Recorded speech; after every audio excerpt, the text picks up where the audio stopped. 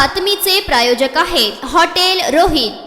सोलापूर आणि माढा लोकसभा निवडणुकीसाठी दाखल झालेल्या उमेदवारांच्या अर्जाची छाननी करण्यात आली। यात माजी उपमुख्यमंत्री विजयसिंह मोहिते पाटील आणि सोलापूर लोकसभेचे उमेदवार आमदार राम सातपुते यांच्या पत्नी संस्कृती सातपुते यांच्यासह सोलापूरमधील 9 तर माढामधील 4 असे एकूण 13 जणांचे उमेदवारी अर्ज निवडणूक निर्णय अधिकाऱ्यांनी अवैध ठरवले आहेत। सोलापूर लोकसभा निवडणुकीसाठी 32 उमेदवारांनी 43 उमेदवारी अर्ज दाखल केले होते। त्यापैकी 9 उमेदवारांचे 10 अर्ज अवैध ठरवण्यात आले असून यामध्ये भाजपाचे उमेदवार आमदार राम सातपुते यांच्या पत्नी संस्कृती सातपुते यांचाही समावेश आहे। माढा लोकसभेसाठी 47 उमेदवारी अर्ज दाखल झाले होते। त्यापैकी 4 उमेदवारांचे 8 अर्ज अवैध ठरवण्यात आले आहेत। सोमवारी 22 एप्रिल रोजी उमेदवारी अर्ज माघार घेण्याचा आज अखेरचा दिवस आहे। त्यानंतरच या दोन्ही मतदारसंघातील निवडणुकीचे चित्र स्पष्ट होणार आहे। त्यासोबतच योगेश पवार यांनी मराठा असतानाही सोलापूर राखीव मतदारसंघ उमेदवारी अर्ज दाखल केला होता। मात्र सोलापूर लोकसभा हा मतदारसंघ अनुसूचित जातीसाठी राखीव असल्याने पवार यांच्याकडे जात प्रमाणपत्र नसल्याने निवडणूक निर्णय अधिकाऱ्यांनी त्यांच्यासह अमोल गायकवाड, दीपक कटकधोंड, चंद्रकांत वनकवडे,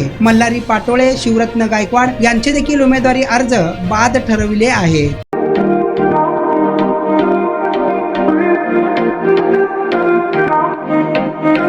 सोलापुरात व्हेज नॉन व्हेज जेवण मिळण्याचं एकमेव ठिकाण हॉटेल रोहित।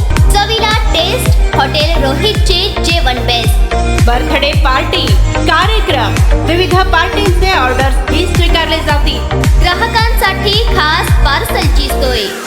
आमचा पत्ता हॉटेल रोहित, दादर रस्ता, opposite Kaligar petrol pump, Solapur.